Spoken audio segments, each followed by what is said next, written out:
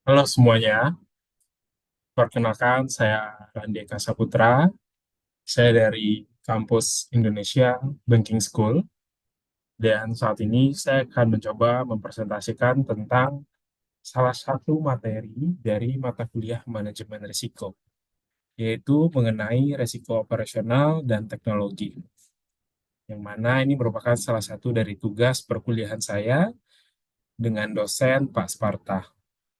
Di sini kita akan mencoba mempresentasikan tentang subjek resiko operasional dan teknologi selama 1 jam ke depan untuk melengkapi perkuliahan. Nah, terkait dengan resiko operasional dan resiko teknologi, hal ini sebenarnya sering dijadikan satu karena keduanya saling keterkaitan dan dapat mempengaruhi kinerja organisasi secara keseluruhan.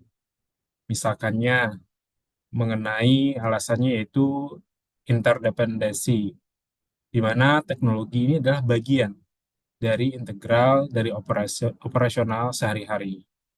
Gangguan teknologi seperti sistem yang down atau kesalahan perangkat lunak dapat langsung berdampak pada operasional.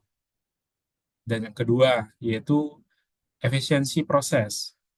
Nah, banyak resiko operasional yang muncul dari penggunaan teknologi. Misalkannya seperti kesalahan dari manusia dalam menggunakan sistem atau ketidakcocokan sistem yang menyebabkan inefisiensi, atau hal lainnya seperti keamanan data, yang mana tentu saat ini sangat menjadi isu di dunia pekerjaan mengenai cyber security, hack, scam, dan lain sebagainya. Yang mana ini dapat mengakibatkan kerugian finansial, reputasi, yang pada gilirannya mempengaruhi operasional juga. Dan yang keempat yaitu mengenai seperti pengelolaan risiko yang holistik. Dengan menggabungkan jenis risiko, ini memungkinkan pendekatan yang lebih menyeluruh dalam manajemen risiko, memudahkan identifikasi dan mitigasi masalah yang muncul kedua sisinya. Nah, begitulah kira-kira gambaran sederhana mengenai antara risiko operasional dan teknologi, sehingga ini digabungkan menjadi satu subjek. Nah, selanjutnya, pada perkuliahan ini kita akan membahas apa saja di materi ini.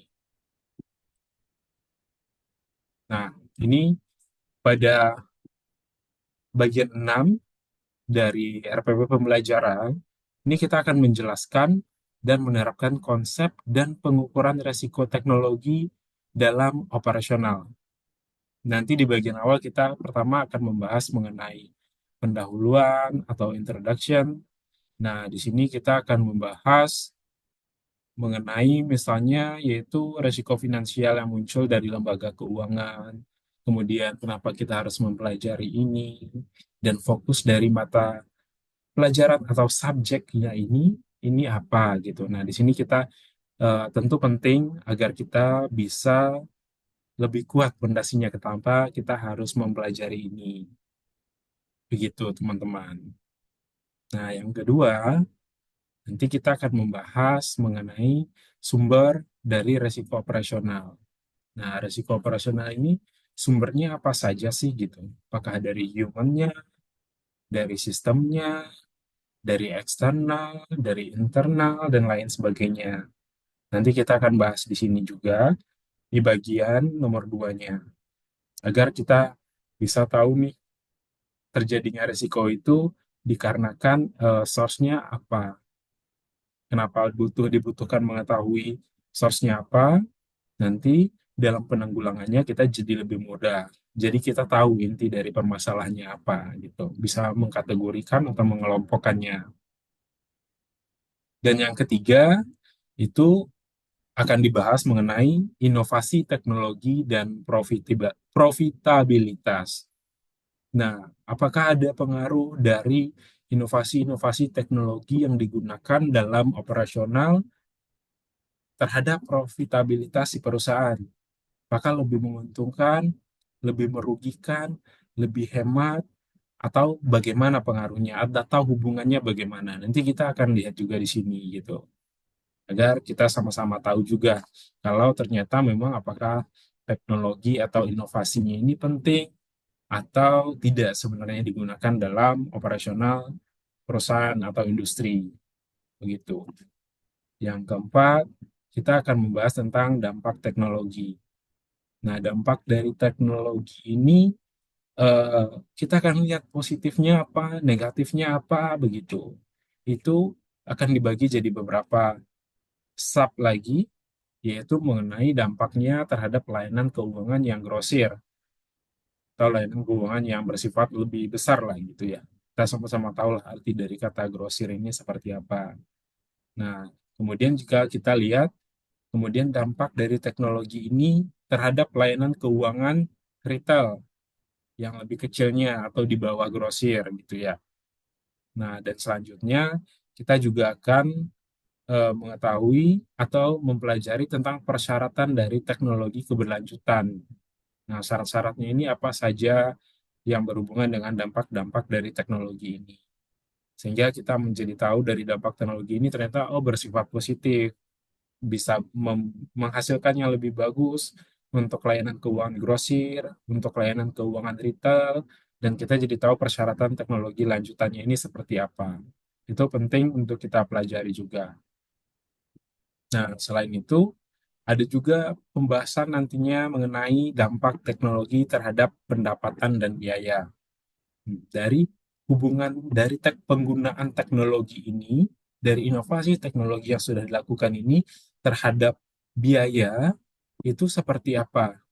Terhadap pendapatan itu seperti apa pengaruhnya? Atau hubungannya seperti apa? Gitu. Karena tentu pasti ini akan berpengaruh. Yang biasanya menggunakan orang, sekarang berganti menggunakan teknologi gitu. Sebelumnya tidak ada dikeluarkan budget untuk pembelian sistem, perawatan sistem, sekarang mungkin budgetnya lebih besar. Tapi untuk biaya operasional menggunakan human, itu mungkin jadi lebih kecil. Nah, itu hubungannya seperti apa? Dan nanti contohnya seperti apa itu akan kita bahas juga. Kemudian, teknologi dan evolusi sistem pembayaran.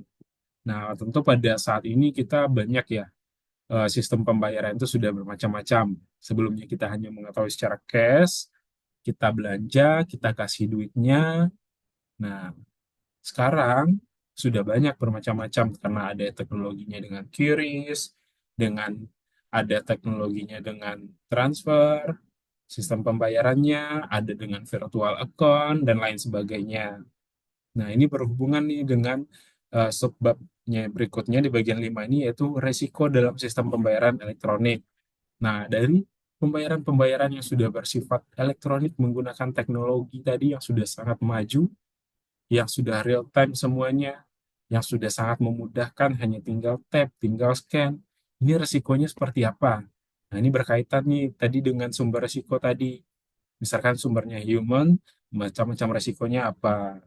Resikonya dari eksternal, nah resikonya terhadap sistem pembayaran elektronik seperti apa gitu. Nah, nanti kita jabarkan juga agar kita bisa melakukan mitigasi terhadap resikonya ini. Itu yang paling penting poinnya. Kita mengetahui resikonya dan kita mitigasi. Nah, dari selain 5 ini, di bagian 6 kita membahas resiko operasional lainnya. Resiko-resiko lainnya dari sisi operasional itu seperti apa?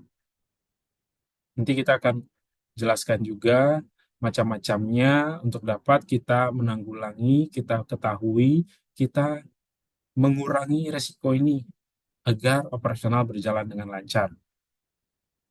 Dan selanjutnya, nomor 7 yaitu masalah regulasi resiko teknologi dan operasional.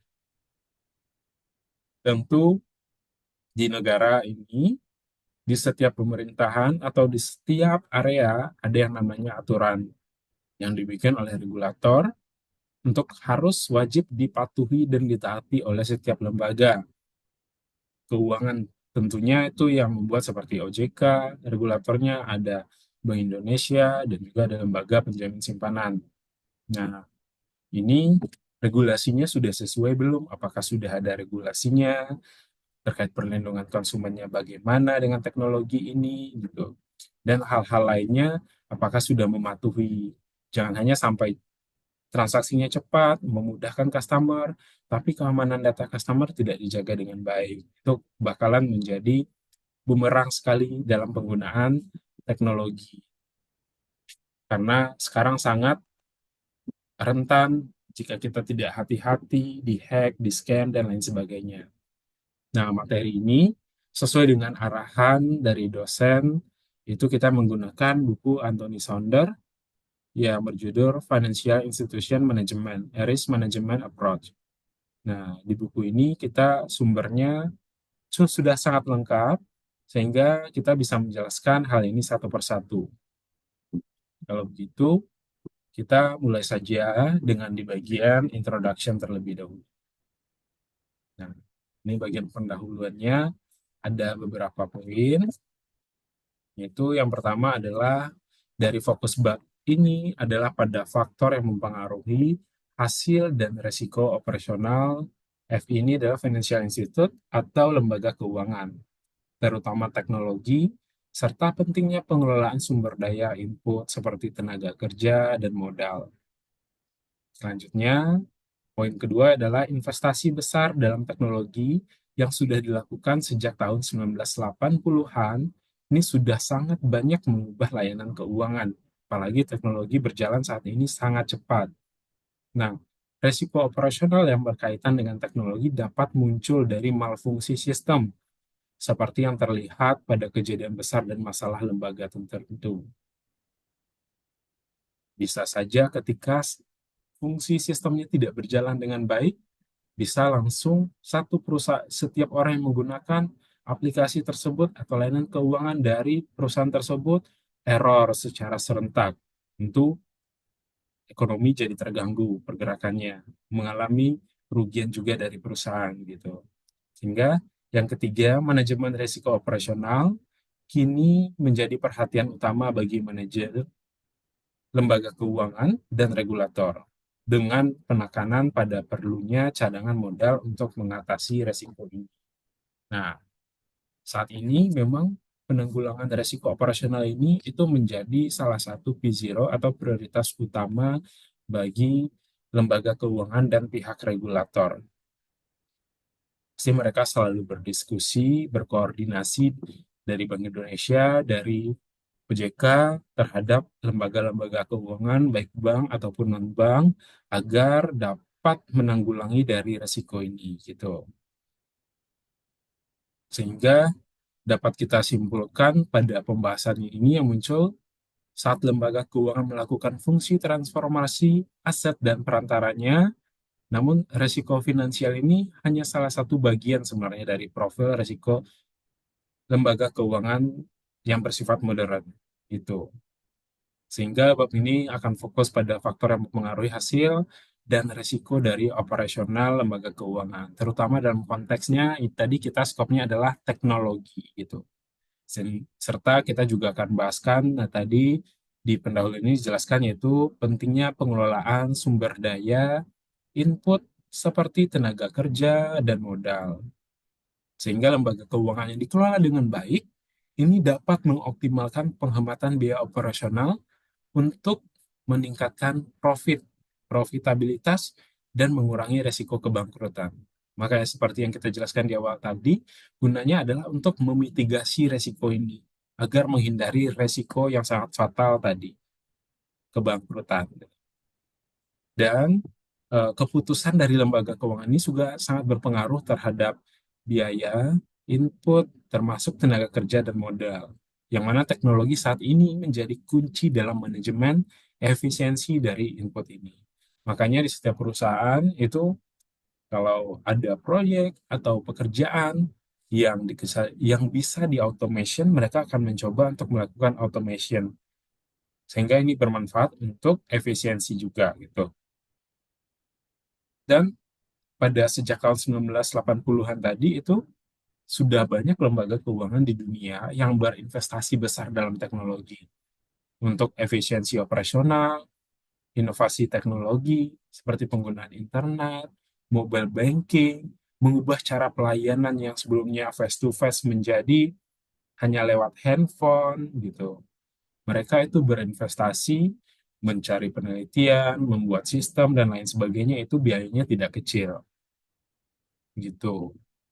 Dan ini salah satu contoh nyata juga, teman-teman, pernah terjadi kegagalan sistem back office yang terjadi pada sejumlah perusahaan besar. Misalkan tentu kita ingat serangan teroris pada 11 September dan masalah teknis yang dihadapi oleh lembaga seperti yaitu Royal Bank of Scotland and Net Capital Group. Itu kegagalan-kegagalan ini mengungkapkan betapa pentingnya manajemen risiko operasional. Ini memperkuat alasan kita kenapa kita harus mempelajari ini. Sehingga saat ini menjadi poin utama atau prioritas utama bagi lembaga keuangan dan pihak regulator juga, agar yang mana risiko operasional ini risikonya bisa mencakup dari sistem informasi yang tidak memadai, masalah operasional, dan bencana yang tidak terduga seperti bencana alam dan lainnya, tentu yang menyerang office-nya ya secara fisik ya, sehingga tidak jalan sistem-sistem yang dipasangkan di sana gitu. Nah, sehingga kita perlu cadangan modal untuk menanggulangi resiko ini gitu ya. Jadi sekiranya itulah alasan kenapa pentingnya kita mempelajari tentang materi ini. Dari beberapa hal yang sudah dijelaskan, ada contohnya juga mengalami kerugian, ada yang manfaatnya juga menggunakan teknologi, sehingga teknologi ini penting untuk kita pelajari, mitigasi resikonya, dan kita manfaatkan untuk operasional dari perusahaan atau industri kita. Begitu. Selanjutnya, tadi yang di nomor 2 kita membahas mengenai sumber dari resiko operasional. Nah, di sini kita bisa lihat sebenarnya secara garis besar ada 5.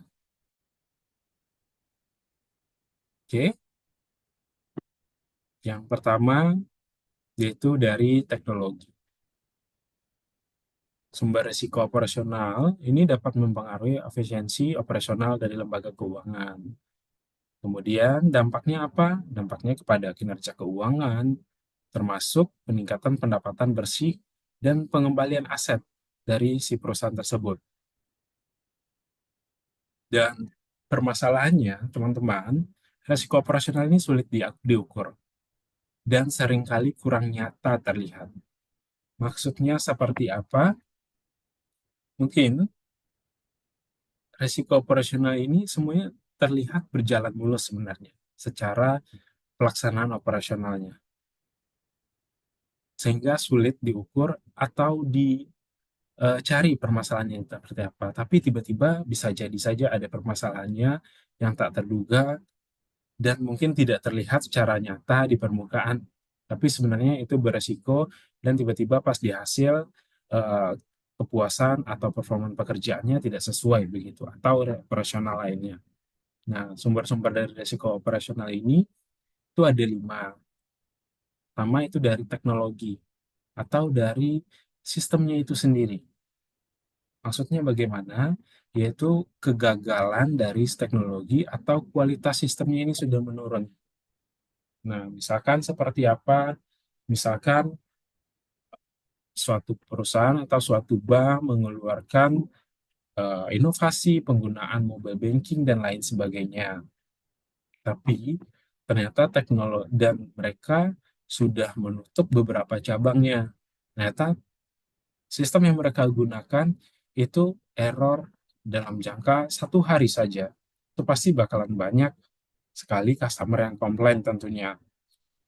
Atau si bank bisa mengalami kerugian dari teknologi yang gagal ini tidak berjalan atau stop, error, benar-benar berhenti.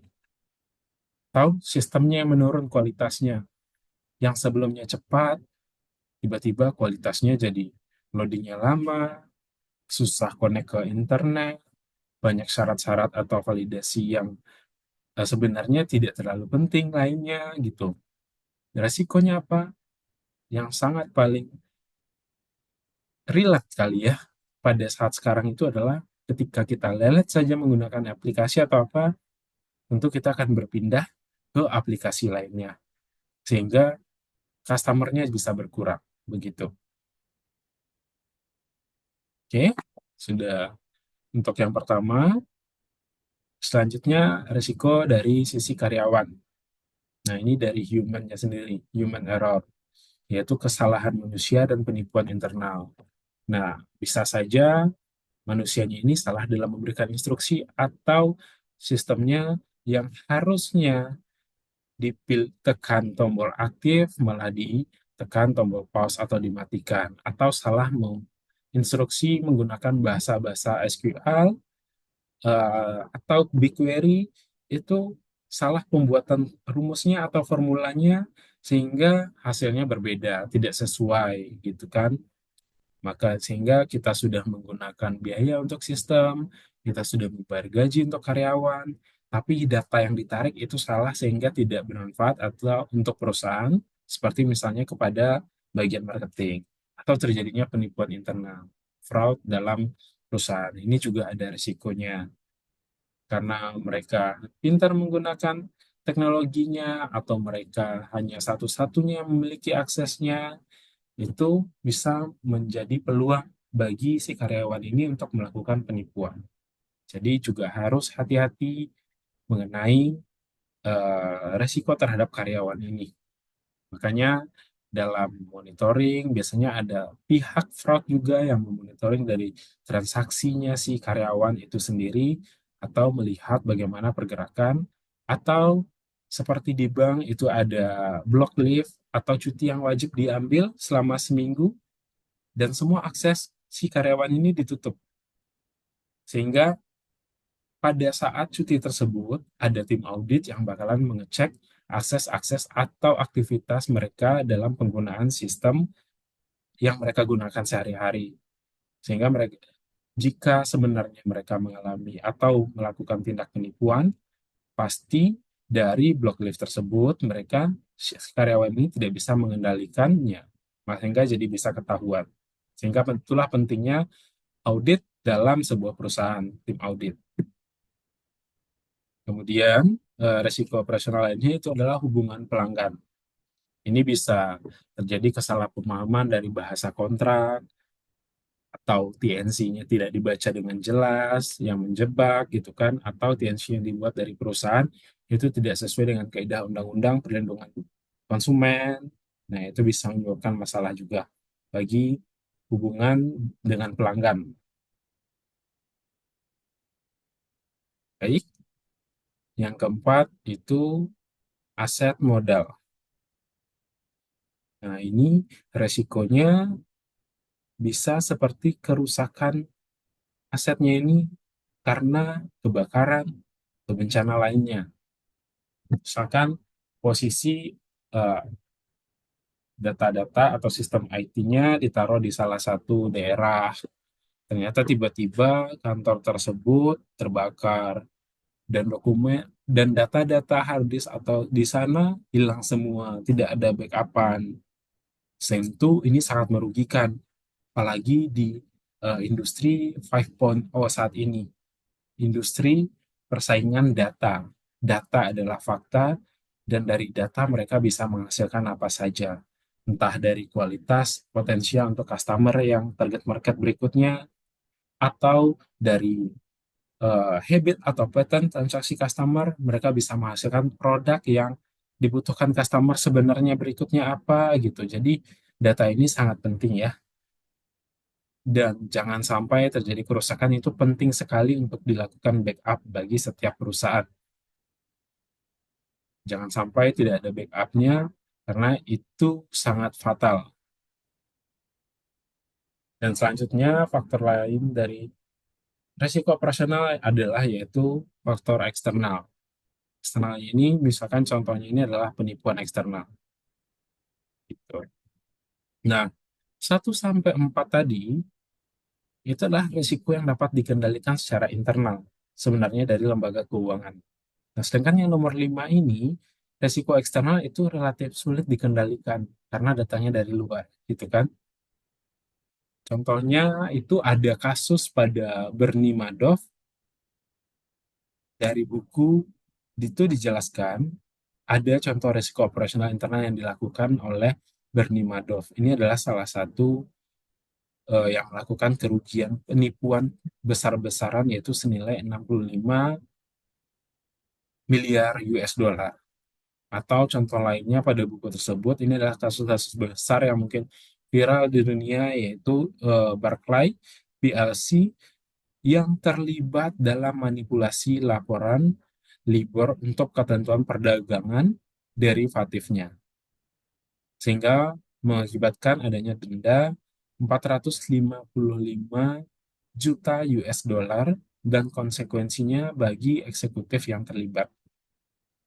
Nah, jadi apabila terjadi ada penipuan, semua pihak atau jabatan eksekutif atau jabatan manajemen yang terlibat itu bisa dikenakan konsekuensi secara personal terhadap orang tersebut. Gitu. Jadi konsekuensinya pun dari penipuan eksternal ini itu tidak main-main dari beberapa negara yang sudah mengetahui betapa besarnya resiko dari penipuan eksternal ini. Gitu. Jadi ini berapa sumber risiko operasional, tadi teknologi, karyawan, hubungan pelanggan, asetnya modal, dan eksternal. 1 sampai 4 adalah internal, yang mudah dikendalikan, yang 5 adalah datang dari luar, terkadang sulit dikendalikan. Begitu. Oke. Selanjutnya mengenai inovasi teknologi dan profitabilitas. Peran teknologi dalam teknologi di sini adalah kunci dalam profitabilitas dan risiko lembaga keuangan. Maksudnya bagaimana? Inovasi teknologi ini memainkan peran penting dalam profitabilitas dan risiko bagi lembaga keuangan yang modern. Ada sisi positifnya profit, tapi ada juga sisi negatifnya risiko. Secara luas, teknologi ini mencakup komputer, sistem komunikasi, dan teknologi informasi lainnya dalam beberapa tahun terakhir. Nah, bank-bank di Amerika Serikat ini berdasarkan buku atau sumber yang saya dapatkan, itu kurang lebih sudah mengeluarkan 50 miliar US dollar per tahun untuk pengembangan terhadap inovasi teknologi.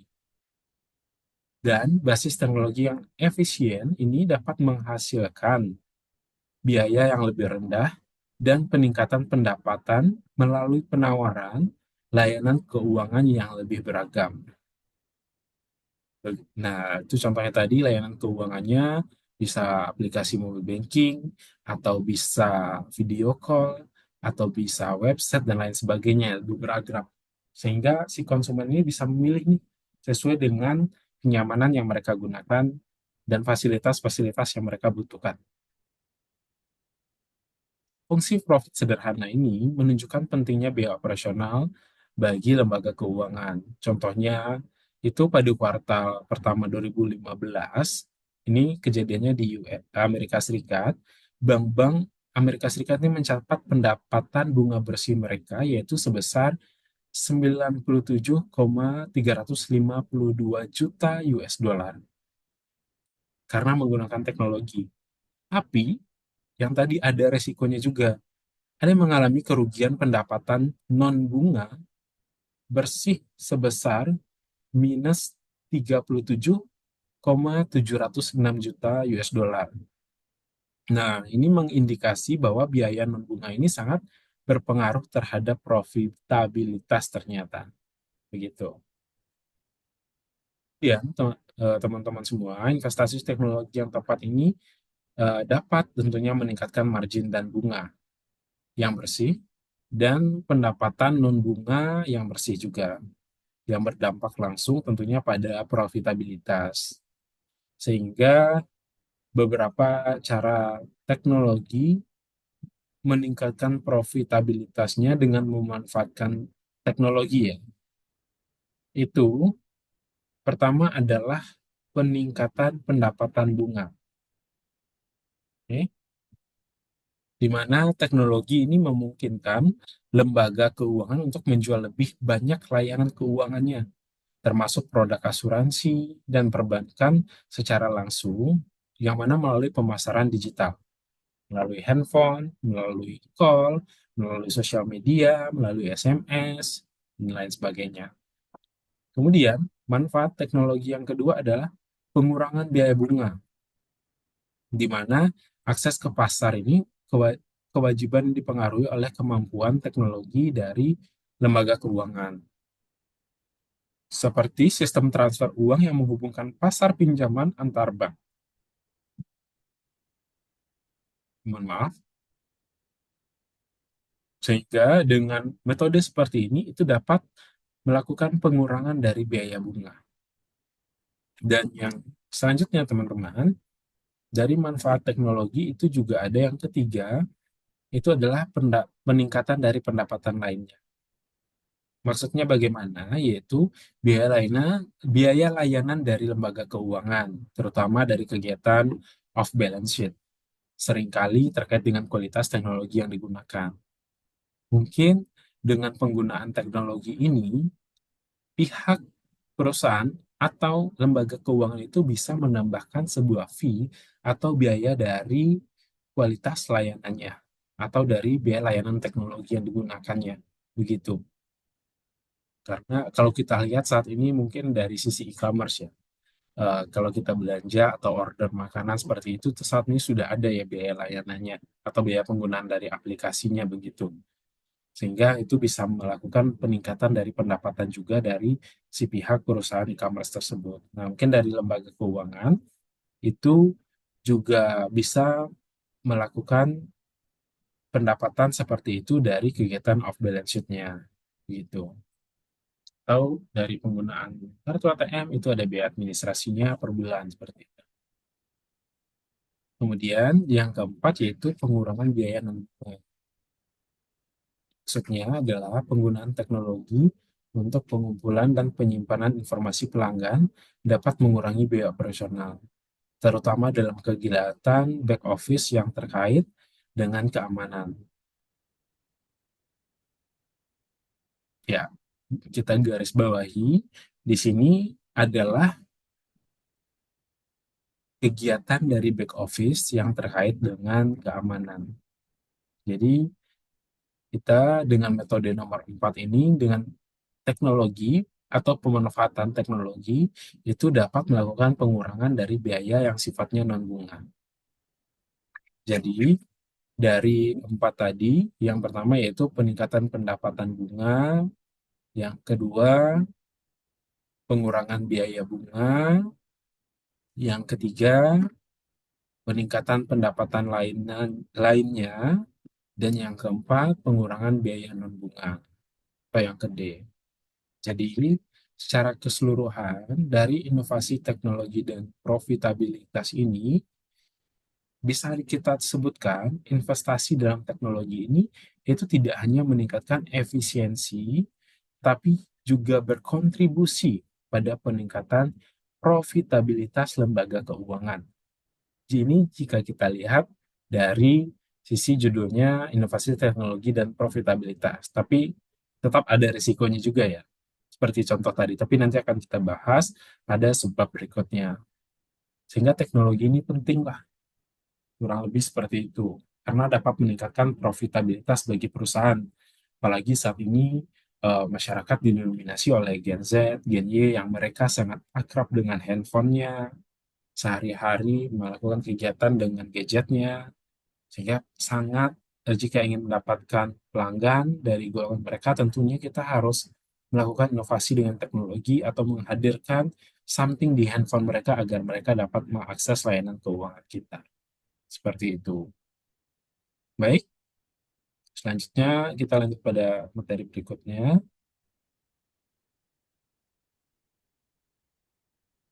itu dampak teknologi. Oke, untuk sebentar.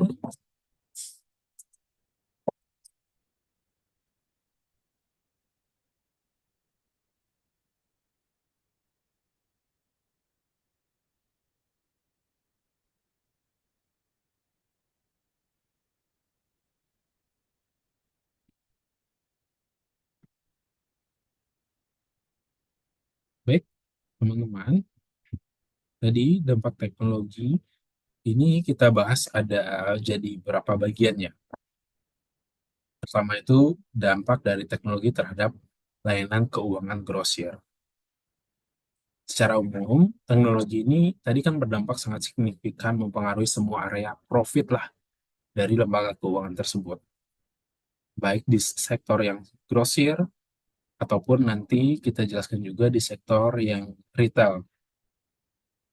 Nah, berikut ini adalah beberapa produk yang berbasis teknologi yang mempengaruhinya. Salah satunya adalah layanan keuangan grosir.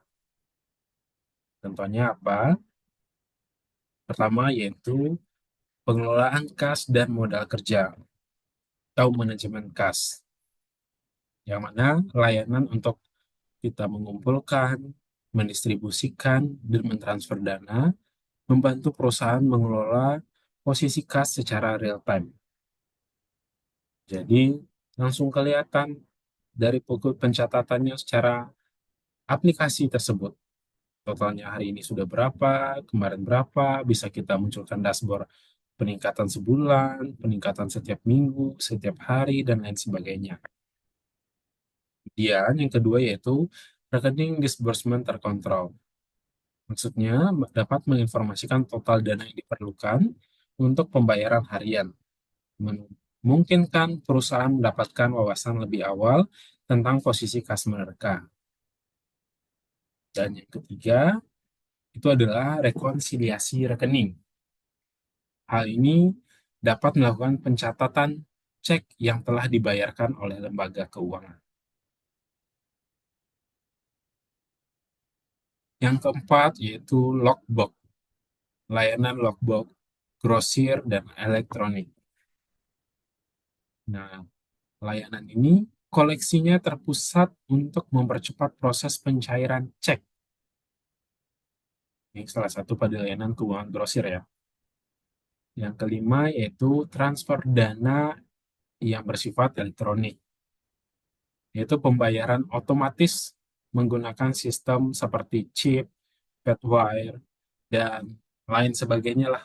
Ada web based, ada chip based, ada app based dan lain sebagainya yang untuk penggunaan transfer dana secara elektronik yang pasti yang menggunakan secara modern ya. Kemudian yang keenam itu ada layanan setoran cek. Di sini pengelolaan cek dari encoding hingga mikrofilm. Yang ketujuh adalah inisiasi elektronik surat kredit atau inisiasi surat kredit elektronik maksud saya. Dan itu dapat mempermudah pelanggan mengakses komputer lembaga keuangan untuk memulai surat kredit atau tersebut. Selanjutnya, yang ke-8 itu di bagian kanan ada perangkat lunak manajemen kas atau manajemen treasury. Dapat mengelola portofolio mata uang dan sekuritas. Selanjutnya, pertukaran data elektronik di nomor 9, yaitu memfasilitasi pertukaran informasi antar aplikasi secara otomatis. Sehingga ini sudah dibuat secara auto sistemnya atau otomatis, sehingga data tersebut langsung terupdate, tidak perlu di by trigger secara manual, dan lain sebagainya. Selanjutnya yang ke-10 adalah penagihan elektronik. Mengirimkan dan memproses tagihan secara digital. Ini bisa muncul notifikasi saat kita mendekati jatuh tempo atau saat jatuh tempo, sehingga dapat melakukan pembayaran tagihan langsung dengan mengklik secara digital. Tidak perlu lagi orang-orang yang datang ke kantor cabang atau lainnya untuk membayarkan secara cash, mencatat, antri, dan sebagainya. Yang ke-11 yaitu verifikasi identitas. Atau saat ini EQIC ya, Electronic Know Your Customer. Kita menggunakan teknologi enkripsi untuk memverifikasi identitas pemegang akun. Yang ke-12 ini dukungan untuk bisnis kecil dalam e-commerce atau UMKM ya, bisnis kecil yang dimaksud, yaitu membantu usaha kecil untuk membangun infrastruktur e-commerce. Yang ke-13 yaitu teknologi pelanggan online atau daring untuk layanannya ya. Sehingga memungkinkan pelanggan lembaga keuangan ini dapat berinteraksi secara efisien kepada konsumen mereka via chat, via sosmed, dan lain sebagainya. Selanjutnya ada cloud computing atau komputasi awan. Ini menyediakan layanan berbasis web untuk kebutuhan perangkat lunak bisnis. Dan yang ke-15 ini yaitu fasilitasi e-commerce antara bisnis. Ini dapat menawarkan teknologi untuk otomisasi aliran informasi dalam perdagangan antar perusahaan. Nah, jadi dampak teknologi saja pada layanan keuangan grosir ini sangat banyak sekali ya detailnya. Sangat banyak inovasi-inovasi yang sudah dilakukan untuk mempermudah customer, meningkatkan layanannya, membantu UMKM lain yang kecil, dan juga sistem yang sebelumnya kita lakukan secara manual sekarang menjadi digital dan elektronik. Jadi dengan berbagai layanan ini untuk layanan lembaga keuangan ini dapat meningkatkan efisiensinya lah bisa kita bilang dan memperluas jangkauan layanan keuangan mereka karena semua orang bisa menggunakan di daerah mana saja teknologi itu. Baik, jadi di keuangan grosir ini sangat banyak sekali ya manfaatnya. Selanjutnya kita akan bahas di dampak teknologi di sektor layanan keuangan retail. Secara umum, sebenarnya teman-teman, pelanggan retail ini semakin lama itu juga semakin menuntut efisiensi dan fleksibilitas dalam transaksi keuangan mereka tentunya. Penggunaan cek atau uang tunai ini seringkali lebih mahal dan memakan waktu dibandingkan dengan teknologi. Sehingga pembayaran elektronik yang berorientasi retail ini termasuk penggunaan internet. Nah, ini ada beberapa hal yang menjadi inovasi dari produk layanan retail. Ini yang pertama sangat familiar sekali dengan kita yaitu ATM atau anjungan tunai mandiri. Ini memberikan akses 24 jam ke rekening simpanan, memungkinkan pembayaran tagihan, penarikan tunai, penyetoran tunai, dan pembelian, dan lain sebagainya. Payment ya maksudnya. Nah, akses ini 24 jam, namun biasanya ATM itu paling di pertengahan atau pertukaran hari, itu ada maintenance system atau sistem batch-nya ya. Jadi, makanya di pertengahan pertukaran hari itu kadang ATM-nya suka tertelan atau uangnya tidak keluar, karena mereka lagi update sistemnya secara bertahap gitu. Jadi disarankan transaksinya setelah pertukaran hari sekitar jam satuan gitu jika ingin bertransaksi di atas jam 10 malam atau 11 malam. Yang kedua, kartu debit pos. Memungkinkan pembayaran langsung dari rekening simpanan pelanggan ke rekening pedagang, sehingga menghindari keterlambatan pembayaran. Jadi transaksinya langsung from-nya dari customer, kemudian to-nya penerimanya langsung si pihak pedagang tersebut atau merchant tersebut. Selanjutnya adalah yang ketiga, debit atau kredit prautorisasi. Prautorisasi, mohon maaf. Itu termasuk setoran langsung gaji dan pembayaran langsung untuk tagihan. Yang keempat itu ada kartu pintar, smart card. Itu memungkinkan penyimpanan dan pengeluaran uang untuk berbagai transaksi. Ini seperti kartu ATM-nya. Dan selanjutnya ada perbankan daring atau online. Ini dapat digital ya, kalau kita nyebutnya sekarang. Ini dapat memfasilitasi layanan perbankan dan investasi melalui internet. Aplikasi-aplikasi perbankan yang sudah kita gunakan ini Nah, yang keenam ini yaitu perbankan seluler. Aplikasi perbankan di perangkat seluler untuk layanan seperti penarikan deposit jarak jauh. Dan yang ketujuh itu perbankan tablet. Ada perbankan daring, ada perbankan seluler, ada perbankan tablet. Akses layanan perbankan melalui perangkat tablet. Ini yang bersifatnya tablet ya, atau yang tadi bersifatnya seluler. Jadi kan memang ada aplikasi-aplikasi yang dikhususkan untuk seluler saja, tidak bisa di tablet. Nah, ini ada juga yang dikhususkan untuk di tablet. Kemudian, yaitu media sosial, lembaga keuangan atau financial institute. Melalui media sosial ini, pelanggan dapat berinteraksi, melihat promosi, dan meminta layanannya melalui platform media sosial ini. Melalui Instagram, Twitter, Facebook, Line, dan lain sebagainya. Pelanggan bisa langsung berinteraksi dan melihat informasi promosi-promosi dari kegiatan perbankan tersebut. Yang kesembilan yaitu integrasi saluran. Memungkinkan pelanggan memulai aplikasi pinjaman online dan melanjutkannya di cabang. Ini untuk pengisian aplikasi atau apply-nya, pengisian formnya itu melalui handphone atau melalui digital.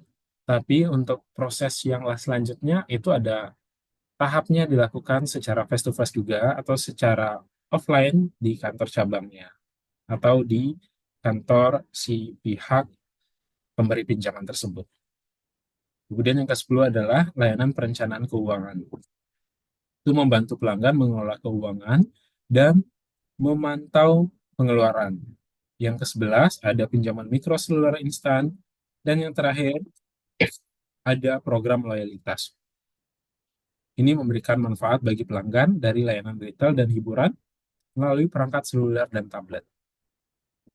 Sehingga layanan keuangan secara retail ini dapat meningkatkan efisiensi dan kenyamanan transaksi keuangan tentunya bagi pelanggan retail ini. Dan selanjutnya kita akan bahas tentang persyaratan teknologi lanjutan. Mohon tunggu sebentar.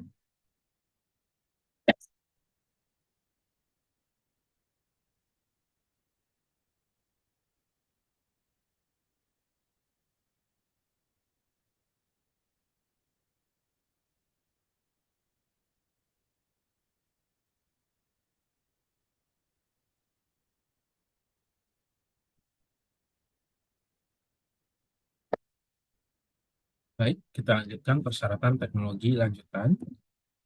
Ini layanan keuangan modern, ini memerlukan lembaga keuangan ini untuk terus memperbaharui tentunya dan mengintegrasi infrastruktur teknologi mereka. Ini berikut beberapa kemajuan dari teknologi yang perlu diperhatikan. Pertama ada integrasi teknologi atau integrasi saluran e-bankingnya seperti online, mobile atau tabletnya, yang mana akan mempermudah manajemen dan mengurangi biaya operasional. Jadi pihak lembaga keuangan harus terus melakukan integrasi saluran e-banking mereka. Selanjutnya yaitu pengumpulan data multisaluran untuk efisiensi, yang mana diperlukan sebuah teknologi canggih untuk mengumpulkan dan melaporkan data secara efisien, sehingga integrasi berbagai sistem dan unit bisnis akan memberikan gambaran yang lebih lengkap tentang perilaku pelanggan dan meningkatkan pendapatan tentunya. Yang ketiga yaitu komputasi awan atau cloud computing. Ini dapat dimanfaatkan untuk operasional yang lebih baik. Yang mana ini dapat mengurangi tentunya ya beban kerja dan biaya operasionalnya, dan memungkinkan aksesnya ini lebih mudah ke aplikasi dan ke data. Yang keempat, itu ke pusat pesan dan manajemen resiko, yang mana lembaga keuangan ini akan beralih dari email ke pusat pesan yang aman untuk berkomunikasi dengan pelanggan, menghindari resiko dari phishing-nya. Ya, kita lihat ya email-email scam, email-email phishing yang menggunakan nama di domainnya ada perbedaan satu digit karakter atau lainnya yang mereka modif oleh si pihak fraudster ini. Yang kelima yaitu teknologi keamanan dengan uh, meningkatkan resiko. Dengan meningkatnya resiko penipuan, ini lembaga keuangan membutuhkan sistem manajemen risiko berbasis teknologi untuk mendeteksi dan mengelola ancaman keamanan secara efisien. Dan selanjutnya, terakhir ini ada cadangan data dan pemulihan bencana, yang mana sistem cadangan data yang baik ini sangat penting dan untuk memulihkan data penting setelah bencana atau kehilangan data yang terjadi seperti kebakaran, banjir, dan lain sebagainya ya. Sehingga inisiatif ini akan dapat membantu lembaga keuangan dalam menghadapi tantangan teknologi modern dan meningkatkan efisiensi operasional. Begitu. Dan selanjutnya, dampak teknologi terhadap pendapatan biaya dan biaya. Nah, teknologi ini memungkinkan lembaga keuangan eh, menawarkan produk dan layanannya yang dapat meningkatkan profitabilitasnya mereka tadi. Namun, teman-teman, investasi dalam inovasi ini tentunya memiliki resiko, seperti yang kita sudah mention berkali-kali dari awal tadi. Yang pertama yaitu inovasi mungkin gagal menarik bisnisnya ini,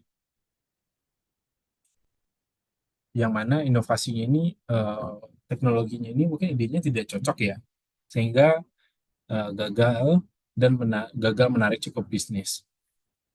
Kemudian, yang kedua itu ketidakpastian mengenai pendapatan dan biaya. Dan yang ketiga adalah konflik agensi dapat mendorong manajer untuk melakukan investasi yang tidak selalu sejalan dengan tujuan pemegang saham atau investornya ini. Begitu. Dan tentunya ada ya dari sisi operasional maunya seperti ini, tapi dari sisi pihak investor mereka langsung pengen untung dan sebagainya. Nah, sedangkan teman-teman untuk kemudian pada evidensi terhadap pendapatan dan biaya itu ada berapa poin juga, yaitu banyak yang bukti dari yang sudah menunjukkan lembaga keuangan terbesar ini berinvestasi paling banyak dalam TI dan inovasi teknologi. Dan yang selanjutnya, sukses inovasi teknologi ini tentunya dipengaruhi oleh regulasi dan informasi regulasi yang paling update. Sangat berpengaruh sekali tentunya dalam penerapan teknologi ini. Yang mana pertumbuhan layanan manajemen kas retail dan grosir tergantung pada konsolidasi dari lembaga keuangan dan perbankan antar negara bagian yang bekerja sama pastinya ya. Nah, di Amerika Serikat, ini pembatasan terhadap cabang bank menghambat perusahaan besar dalam mengelola dana mereka. Inovasi seperti yang tadi, lockbox pada retail, grosir, dan konsentrasi dana itu dapat membantu mengatasi masalah ini. Dan ada juga kasus di Eropa yang menunjukkan bahwa layanan manajemen kas ini tidak berkembang dengan baik karena adanya lebih banyak perbankan antar daerah dan kurangnya batasan. Nah, jadi secara keseluruhan integrasi teknologi dalam struktur operasional lembaga keuangan ini itu memiliki potensi untuk meningkatkan pendapatan dan menurunkan biaya, meskipun tantangan tetap ada dalam regulasi dan persaingan tentunya. Begitu, teman-teman. Nah, selanjutnya ini kita akan membahas tentang teknologi dan pendapatan. Masih seputar materi dampak teknologi terhadap pendapatan dan biaya ya. Dampak teknologi dan pendapatan ini pertama terhadap pemasaran silang. Ini teknologi dapat memfasilitasi pemasaran silang produk baru dan yang sudah ada. Ya tentunya melalui media sosial tadi ya. Yaitu sangat mudah sekali atau efisiensi sekali untuk biayanya. Kemudian dapat meningkatkan pendapatan per aset dan pengembalian aset tanpa perlu produksi di lokasi yang sama. Begitu. Contohnya seperti apa? Contohnya misalkan kolaborasi antara Citi Corp dengan Traveler Group untuk produk perbankan dan asuransi meskipun ini integrasinya memakan waktu. Begitu. Kemudian dari inovasi produk ini tentunya dapat mempercepat inovasi. Contohnya seperti apa? Perkembangan sistem pembayaran dan perdagangan sekuritas elektronik. Dan juga penggunaan kartu debit yang awalnya ini lambat, namun kini semakin umum, sangat umum sekali semua orang menggunakan kartu debit ya. Dan yang ketiga, yaitu kualitas pelayanan dan kenyamanan, yang mana ATM dan internet banking ini dapat mengurangi biaya operasional tentunya. Tidak perlu banyak cabang, banyak karyawan, karena bisa melalui sistem. Cukup orang yang dapat melakukan pemeliharaan dari sistem tersebut dan menggunakannya. Dan juga adanya resiko kehilangan pelanggan akibat kurangnya interaksi antar manusia. Ternyata penggunaan yang tidak face to face ini atau tidak bertemu langsung ini itu juga bisa mengurangi berkurangnya pelanggan karena mungkin ya tidak adanya emosi yang terbangun jika tidak bertemu langsung. Yang keempat yaitu kepercayaan pelanggan, yang mana bank kecil dianggap menawarkan layanannya lebih baik karena kehadiran teller, ada manusianya. Jadi mereka lebih, orang-orang yang lebih suka datang dan bertemu langsung dengan orang, mereka kepercayaannya lebih tinggi kepada bank-bank kecil yang masih menyediakan teller. Dan kemudian itu dukungan pelanggan, meningkatkan transaksi elektronik, menuntut dukungan teknis yang cepat dan informatif, dan menghindari layanan buruk dari pusat pelanggan atau pusat panggilan atau customer service-nya. Seperti itu. Nah, teknologi dan pendapatan ini kurang lebih pengaruhnya seperti ini. Dari hal-hal yang sudah dilakukan, karena ini hal-hal ini tentunya mempengaruhi dari pendapatan. Dan kemudian selanjutnya teknologi dan biaya.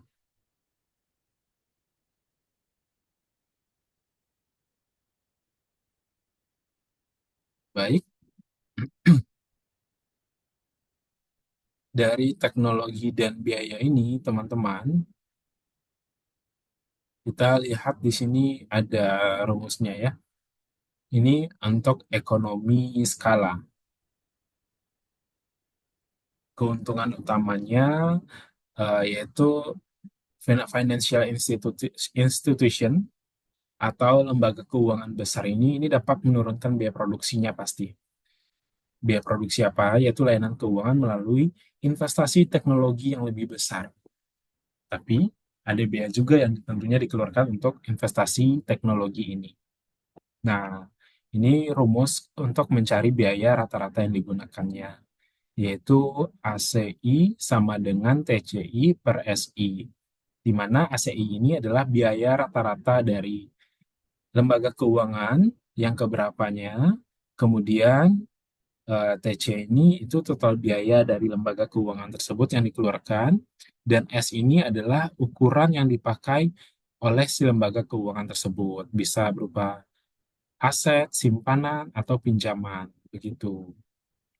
Nah, contohnya, misalkan akuisisi dari suatu perusahaan itu dari buku tersebut ada disebutkan yaitu PNC terhadap RBC itu diharapkan dapat menghematkan biaya sekitar berapa melalui jalur efisiensi operasional, yaitu melalui akuisisi ya, gitu.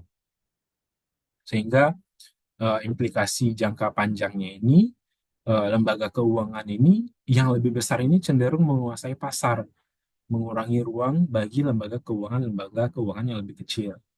Jadi memang ada modal yang mengeluarkan biayanya ini untuk investasi teknologi yang lebih besar atau dengan cara mengakuisisi tadi agar teknologinya tidak atau agar biaya tidak terlalu besar. Jadi mengakuisisi perusahaan yang sudah punya teknologinya dengan tujuan mereka dapat memperluas circle-nya, jangkauan pelanggannya, dan orang lebih banyak menggunakannya sehingga mereka bisa menjadi lebih menguasai pasar. Dan kasihan tentunya untuk lembaga keuangan kecil lainnya. Sehingga setiap lembaga keuangan ini dituntut selalu ya berinovasi. Kurang lebih seperti itu dari teknologi dan biaya dalam skala ekonominya. Kemudian bagaimana kita melihat dari skala disekonominya atau disekonomi skala. Nah, ini ada risiko investasinya. Risiko investasi yang besar, ini bisa menyebabkan masalah kapasitas yang berlebihan dan kontrol biaya. sehingga lembaga keuangan kecil dengan sistem sederhana dapat lebih efisien.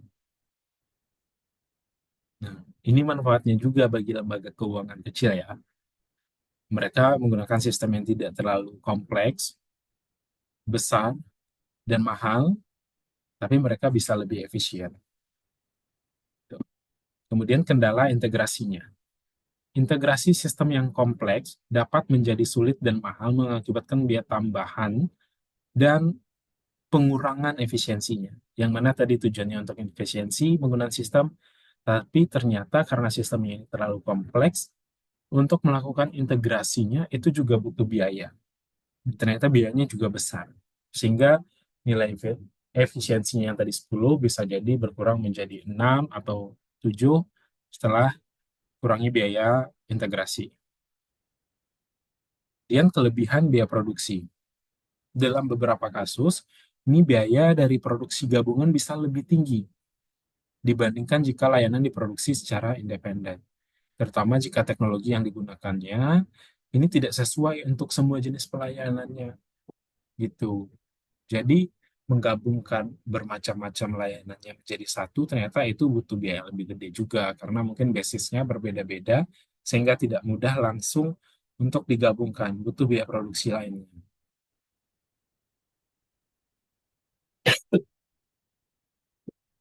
Nah, dari ruang lingkup ekonominya, sinergi biaya teknologi ini memungkinkan lembaga keuangan untuk menggabungkan sumber daya dalam memproduksi berbagai layanan. Tentunya dapat mengurangi biaya keseluruhan. Contohnya, jika dua lembaga keuangan ini bergabung untuk memproduksi layanan secara bersama, biaya produksi gabungan ini dapat lebih rendah dibandingkan dengan produksi secara terpisah pastinya ya.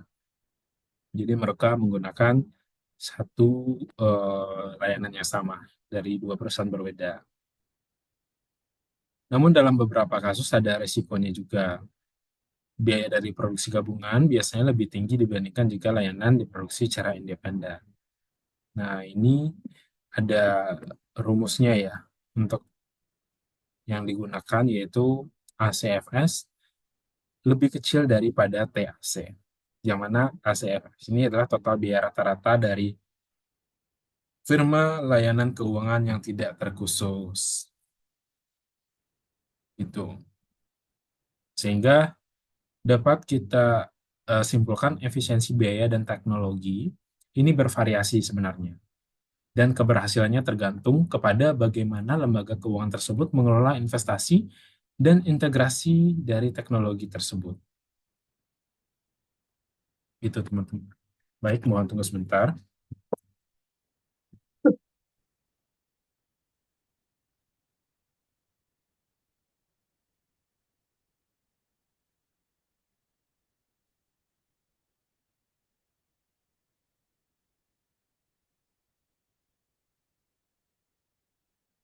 Ya, kita lanjutkan. Selanjutnya kita akan bahas teknologi dan evolusi dari sistem pembayaran.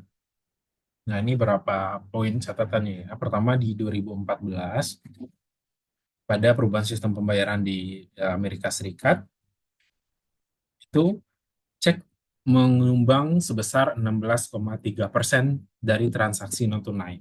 Sementara transfer debit dan kredit itu masing-masing cuma sebesar 11% dan 7%. Nah, dan di tahun 2011,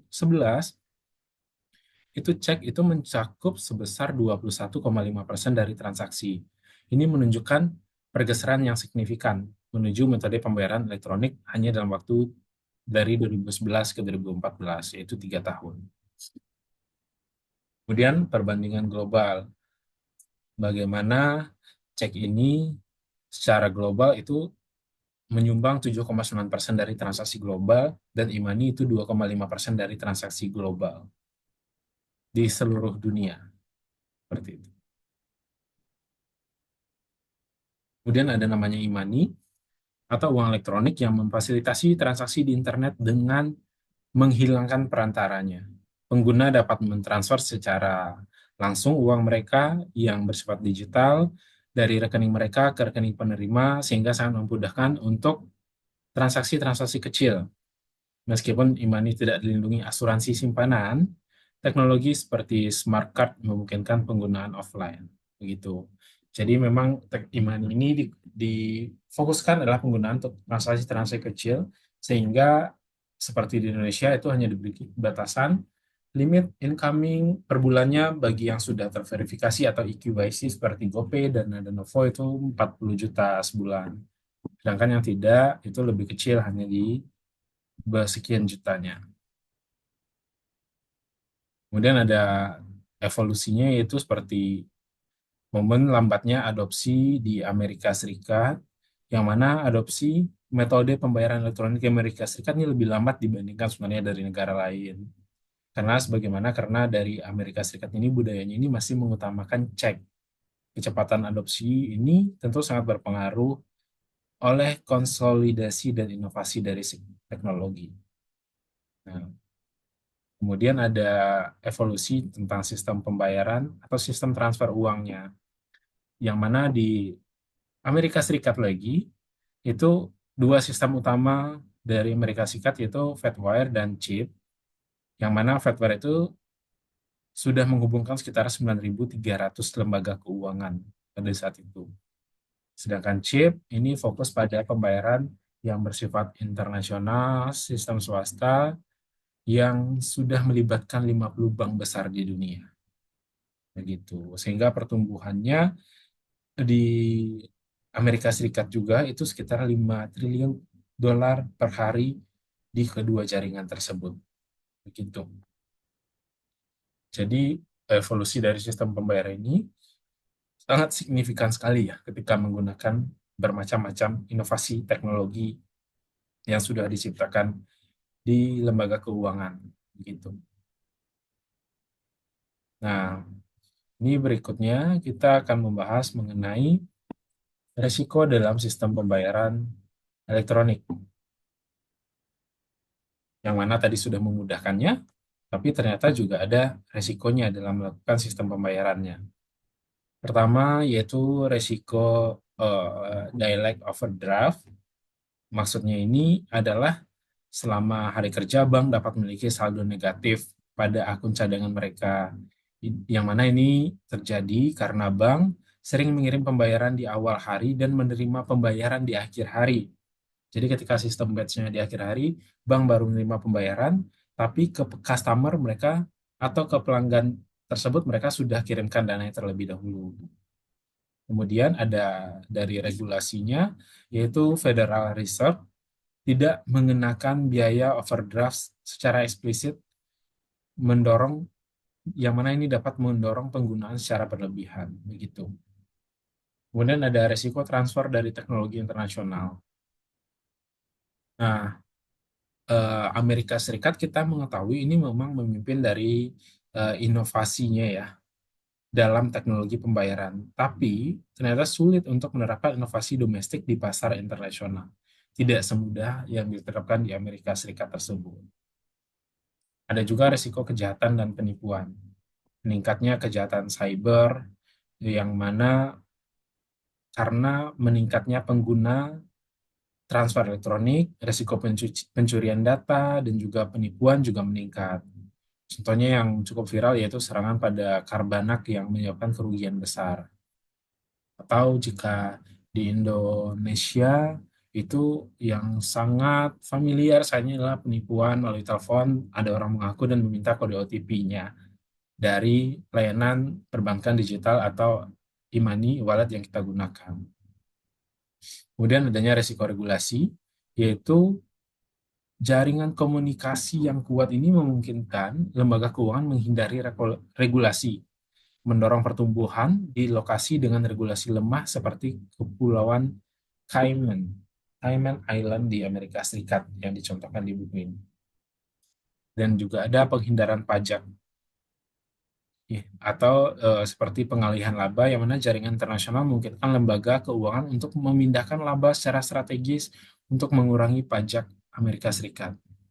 Mereka jika ada kalau mendapatkan laba segini, persenan pajaknya lebih gede, sehingga mereka bikin PT lain atau labanya ini di atas namakan orang lain, sehingga labanya jadi tidak menyampai batas limit untuk pembayaran pajak yang lebih besar. Kemudian juga ada resiko persaingan, yang mana pertumbuhan perusahaan non-tradisional. Perusahaan non-tradisional seperti contohnya di Amerika yaitu AT&T dan General Motors mulai menawarkan layanan keuangan yang meningkatkan persaingan dan resiko bagi lembaga keuangan yang bersifat tradisional tentunya. Nah, ini resiko-resiko pembayaran dari sistem pembayaran elektronik yang menggunakan teknologi. Selain ini, apakah ada risiko lainnya juga? Tentu ada, yaitu ini risiko operasional lainnya tadi. Risikonya apa saja? Pertama dari risiko sumbernya tadi, kita pelajari lagi ya, yaitu dari risiko karyawan, seperti pergantian, pencurian, penipuan, dan kesalahan, pelanggan, aset modal, dan eksternal ini tadi sudah kita jelaskan di awal. Menurut buku ini sumber risiko operasional lainnya perlu kita ketahui juga karena memiliki dampak langsung dari risiko ini. Ada yang dampak terhadap biaya langsung, misalnya kehilangan pendapatan, atau dampak terhadap biaya tidak langsung, yaitu misalnya penarikan klien dan biaya hukum gitu. Atau biaya peluang lainnya, misalkan kesempatan bisnis yang hilang, yang harusnya kita bisa profit, naik di tahun depan, gara-gara resiko kita bisa kehilangan pelanggan.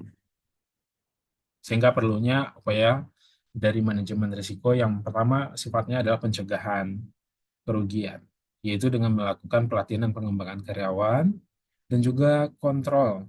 Kita perlu melakukan pengawasan, perencanaan, dan pengorganisasian yang jelas agar kita dapat melakukan mitigasi dari risiko ini. Dan yang ketiga, yaitu pembiayaan kerugian asuransi eksternal contohnya. Kita tahu ini ada kemungkinan resiko seperti penggunaan di kantor misalnya ada laptop gitu kan, laptop kantor. Jadi untuk mengurangi resiko dari sisi perusahaan juga mereka mengasuransikan penggunaan laptop ini. Jadi jika ada karyawan yang merusak laptopnya atau kehilangan dan lain sebagainya itu sudah di backup oleh asuransi perusahaan. Nah, jadi intinya manajemen resiko ini memerlukan investasi yang besar, memerlukan investasi sumber daya, dan lembaga keuangan akan terus berinvestasi dalam upaya manajemen risiko sampai biaya tersebut sebanding dengan potensi kerugian operasionalnya. Begitu. Nah, ini juga ada dari buku ini dijelaskan, ditampilkan tabel ya, ringkasan operasional lembaga risiko operasional yang dihadapi oleh lembaga keuangan pada saat ini. Ini sumbernya dari Marshall, yang mana mengukur dan mengelola risiko operasional di lembaga keuangan yang bersifat alat, tools, teknik, dan sumber daya lainnya. Ini dilakukan di Singapura oleh John Wiley and Son tahun 2001, mohon maaf. Ada sumber risikonya yang karyawan seperti pergantian karyawan, risiko personil kunci atau key personal risk, risiko penipuan, error, perdagangan gelap, pencucian uang, dan pelanggaran kerahasiaan. Kemudian ada risiko teknologi seperti programming error, risiko model, kesalahan mark to market, informasi manajemen, IT sistem, pemadaman sistem IT, kegagalan telekomunikasi, kegagalan penyedia teknologi, dan juga perencanaan yang bersifatnya kontingensi.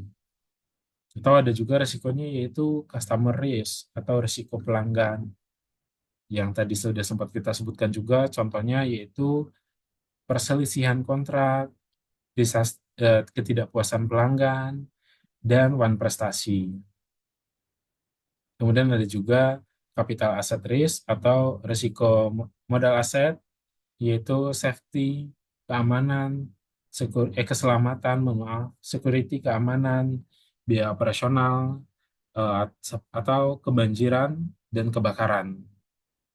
Dan risiko eksternal lainnya adalah external fraud, kemudian risiko perpajakan, risiko hukum, perang yang tiba-tiba terjadi seperti saat ini di dunia ya, Ukraina, Rusia, runtuhnya pasar, kemudian risiko operasional, dan risiko relationship atau hubungan. dari perusahaan tersebut. Nah, jadi ini summary dari resiko yang dihadapi oleh si lembaga keuangan pada saat ini. Selanjutnya, ini adalah masalah regulasi dari resiko teknologi dan operasional. Ini bagian akhir dari sisi regulasi ya. Secara garis besar, itu dapat dikelompokkan menjadi dua, yaitu resiko operasional dan kebangkrutan bagi lembaga keuangan. Dan yang kedua adalah masalah perlindungan konsumen pastinya. Pada resiko operasional dan kebangkrutan lembaga keuangan, yang pertama, resiko operasional ini adalah potensi kerugian akibat proses internal karyawan, sistem, atau peristiwa eksternal yang gagal. Yang mana tadi di awal sudah disebutkan contohnya pada tahun 1980-an dan 1990-an, lembaga keuangan ini kehilangan lebih dari 200 miliar US dollar akibat risikonya dari operasional ini. Atau Komite Basel pada tahun 1999 ini mendorong lembaga keuangan untuk menghitung risiko operasional dalam penilaian kecukupan modal mereka. Nah, metode pengukuran yang diusulkan pada saat itu adalah Basic Indicator Approach, Standardized Approach, dan Advanced Measurement Approach. Nah, itu untuk yang digunakan cara perhitungannya. Sehingga pada 2016, metode baru juga diusulkan untuk penggabungan ukuran berdasarkan laporan keuangan dan kerugian operasional masa lalu. Yaitu adalah beberapa poin yang menjelaskan risiko operasional dan kebangkrutan dari lembaga keuangan yang terjadi di Amerika Serikat yang sudah pernah terjadi seperti itu. Nah, untuk regulasinya, hal lain yaitu perlindungan konsumen. Berdasarkan survei KPMG, ini menunjukkan bahwa pelanggan ragu untuk menyimpan informasi pribadi mereka secara online karena khawatir terhadap pencurian data. Tentu ini terjadi karena banyaknya maraknya kasus pencurian data yang disalahgunakan untuk didaftarkan pinjol, dipinjam namanya, melakukan penipuan kepada orang lain, dan lain sebagainya. Nah, di Amerika Serikat itu ada juga contoh besarnya, yaitu berdasarkan contoh pelanggaran data besarnya yaitu dari Albert Gonzalez, dan kelompoknya itu mencuri data dari 130 juta kartu, yang mana target mengalami pencurian data 40 juta kartu pada 2013. Kemudian pada Undang-Undang Modernisasi Layanan Keuangan di Amerika Serikat itu memberikan pelanggan kontrol atas informasi pribadinya.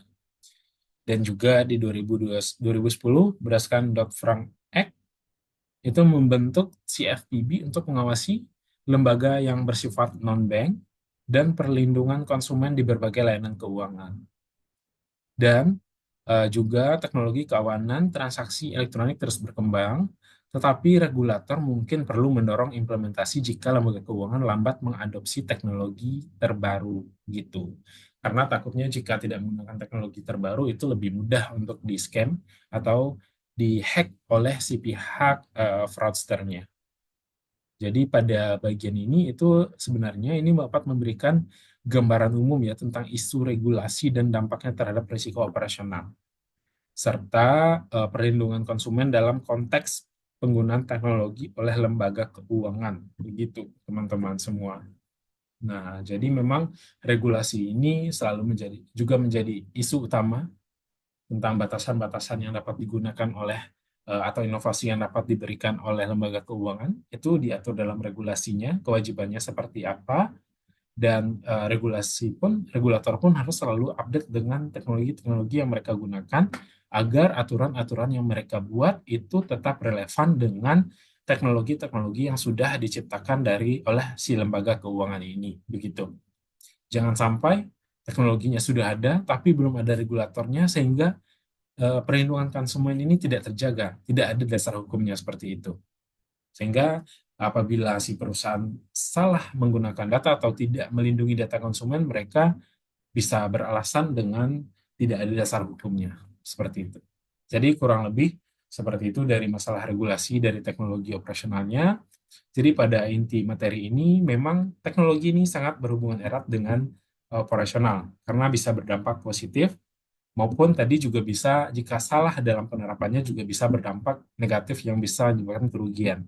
Tapi lebih banyak saat ini yang kita lihat adalah dampaknya positif. Dan berapa poin pentingnya yaitu harus memperhatikan regulasinya untuk perlindungan konsumen, harus menggunakan update data yang terupdate dari teknologi yang terbaru agar aman, dan juga bisa memanfaatkan media sosial atau lainnya untuk promosinya.